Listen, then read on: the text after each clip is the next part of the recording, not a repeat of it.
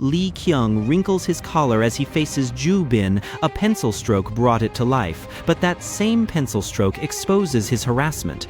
He can only accept a humiliating deal or lose his muse. He signs the contract without noticing the final clause is missing, and thus begins sketch.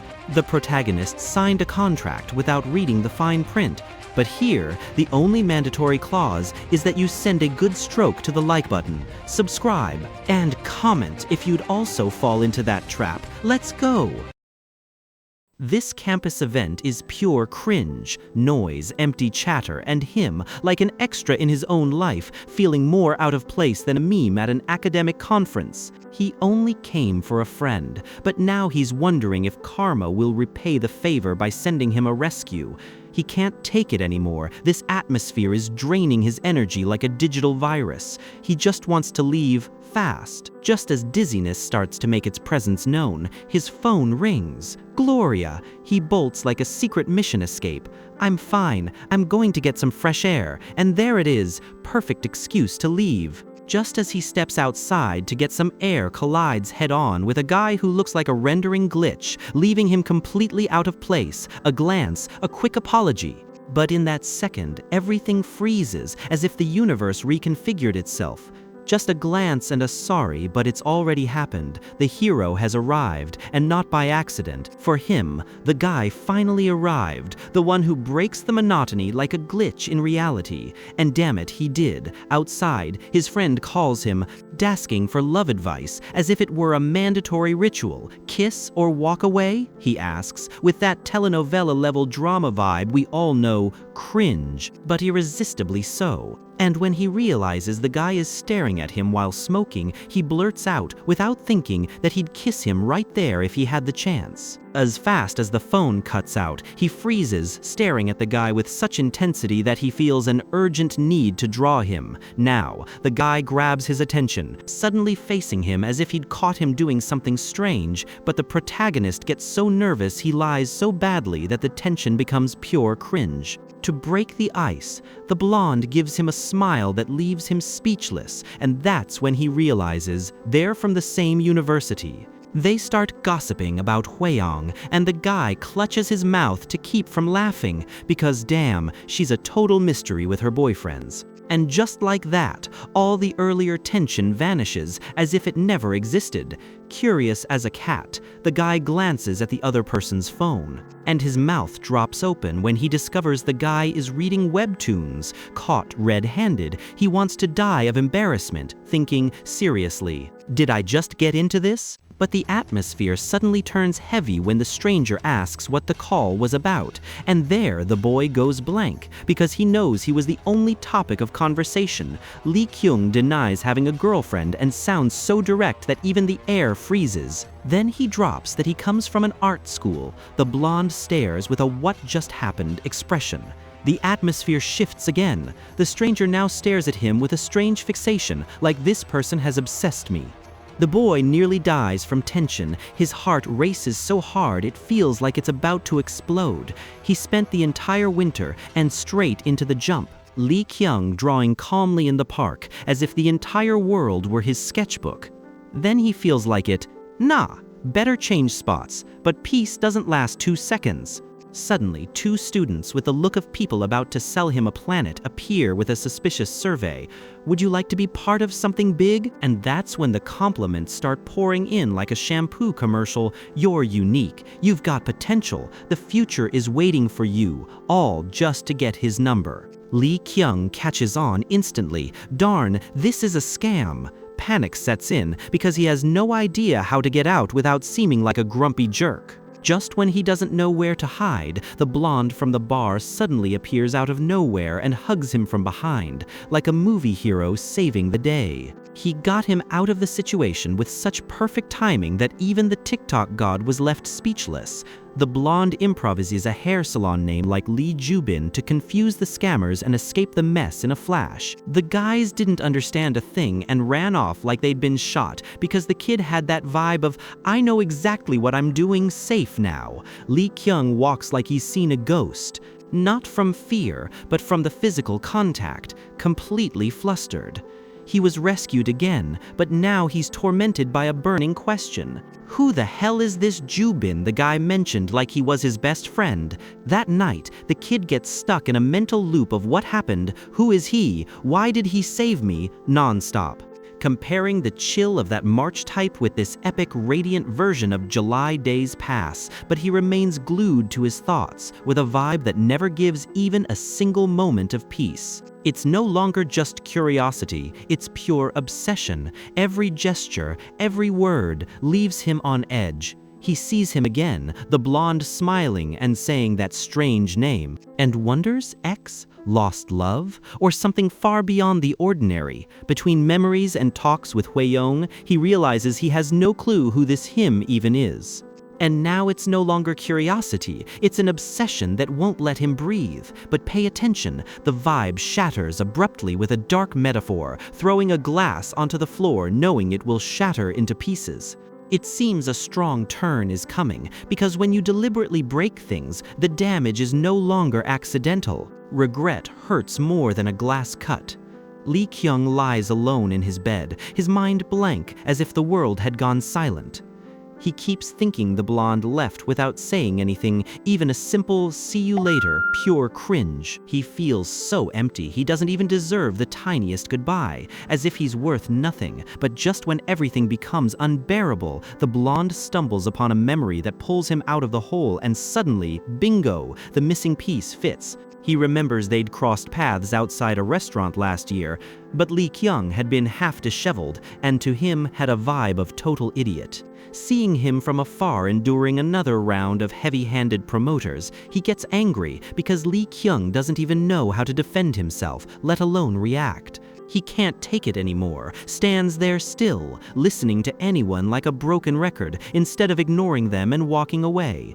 Finally, he can't stand it anymore and steps in. A surprise hug lands on Lee-kyung, completely throwing him off balance between the summer heat and the scent of the other guy. The protagonist goes offline, like, what the hell is happening? Meanwhile, the blonde starts noticing this guy isn't as simple as he seemed, and that makes him incredibly curious. Lee-kyung is so lost in his head that he doesn't even hear the world around him. Aaron has to snap her fingers right in front of his face to pull him out of his bubble. He's on his own planet, and even though he tries to pretend it didn't affect him, he's more shaken than a meme without context. Turns out she's a Webtoon author and asks him for help with a romantic scene, just as he's already mentally elsewhere and can't focus at all. He says it's due to lack of sleep, but it's as clear as water. This has him completely out of control. Tension rises when Aaron asks if he doesn't imagine things with those scenes, and bam, right to his weakest spot. Pretend everything is fine, that it's cool, that nothing's wrong, but inside it's total chaos. His mind is in panic mode, reliving the dream like a clip he can't delete. And then it all clicks, with a flashback from the previous day when the cringe officially became real. A dream so intense it felt ripped straight from a Korean drama, complete with forbidden love filter and slow motion. And the problem, Lee-kyung has to admit that he enjoyed it more than he should have. It wasn't just a dream, it was an experience. Now he lives with constant shame, as if the world judges him for something that wasn't even real. Yet, for some reason, left him more shaken than a 100-episode drama. The dream became so real that reality had to kick in, with the sound of the washing machine, as if reminding me that it was all just imagination.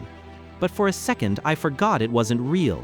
There, Aaron's eyes stared down at me, cold, merciless, as if he'd read my mind and judged me for every forbidden thought. That wasn't the last time. Now the mysterious blonde appears every night, and I'm on the verge of collapse, literally. Feeling this way about someone I don't even truly know is a ticking time bomb. It kills me with guilt, yet traps me like a meme I can't stop watching. Work message from a certain Lee Sanga appears like a lucky cameo, right at the perfect moment. To break out of his shitty routine and stop stagnating, he applied to be a model at a real studio, and today is his first day. Of course he's a mess, but he tells himself, I'll give it my all, I won't hold back. He arrives at a massive building resembling an elite corporate headquarters and nearly turns back. Panic is at its peak. But in the end, he gathers his courage, enters the studio with embarrassment in his pocket and his heart racing at 1,000. A woman with plenty of energy grabs him by the arm and thrusts him headfirst into his new working reality. Lee-kyung tries to stay calm in the studio, but it doesn't last long. A boy wakes up on the couch, complaining about the heat, and just like that, peace vanishes when the guy stands up. Lee-kyung freezes. It's the blonde from his hottest dreams. No, this isn't a joke. The guy greets him with a calm smile as if he has no idea what he's doing. Of course, fate isn't giving up. It's no longer a coincidence. Now they're working together, and there's nowhere to hide. Between coffee breaks, the guy tells the story of how he saved Lee-kyung in the park, as if marking territory in front of the photographer. With that tone, I rescued her. Now she's here with me. Like, don't get close. This area is already taken. Lee-kyung is on the verge of panic, but worse still, seeing him with glasses is way too hot for her own good. Like the universe is mocking her. What bothers her most is that the blonde and the boss are laughing like old friends. And that gives her a strange feeling. What's going on here? Because she doesn't know whether she's in their zone or the three-way zone. She feels like an intruder, watching them banter like they've known each other forever. And worst of all, she has to pretend it doesn't bother her, because if not, she'll look like a weirdo, and he doesn't want to be that guy. The shoot begins, and the camera makes it clear. The guy is a natural model. He doesn't need makeup, nor a let's act like this is a Vogue shoot attitude. He's effortlessly natural, radiating a vibe you can't fake. Like he was born for this. Lee-kyung freezes, staring at the screen, and she already knows working with this guy is going to be hell on her nerves. Because he's not just good, he's too much. Ju-bin escapes into the fitting room with a "I didn't do anything" expression, but with the vibe of yes, I did it, but I'm not admitting it. Lee-kyung, curiosity at maximum, approaches like a movie detective. All what happened in there?